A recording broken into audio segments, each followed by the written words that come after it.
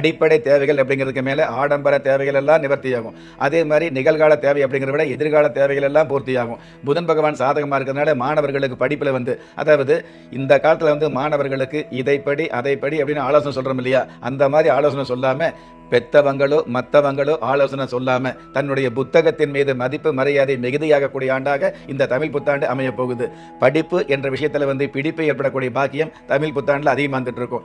நடிப்பு சார்ந்த, கலை சார்ந்த, நடனம், நாட்டியம் சார்ந்த துறைகளில் உள்ளவர்களுக்கு நல்ல மதிப்பு அப்படிங்கிறத விட நாடு கடந்த வாய்ப்புகள் கிடைக்கக்கூடிய, அதாவது கடல் கடந்த வாய்ப்புகள் கிடைக்கக்கூடிய, அதன் மூலமாக உங்களுக்கான வருமானம் வெகுமானம் மிகுதியாகக்கூடிய, படிக்கிற வயசிலேயே உங்களுக்கு பலதரப்பட்ட வகையில் வருமானம் கிடைக்கக்கூடிய, கல்வி அப்படிங்கிறது கொஞ்சம் காசு செலவு பண்ணி கத்துக்கிறோம். ஆனால் காசு செலவு பண்ண வேண்டிய அந்த கல்வியில் கூட பாத்தீங்கன்னா அந்த வயசுல உங்களுக்கு காசு சேரக்கூடிய பாக்கியங்களை கொடுக்கக்கூடிய ஆண்டாக இந்த தமிழ் புத்தாண்டு அமைய போகுது.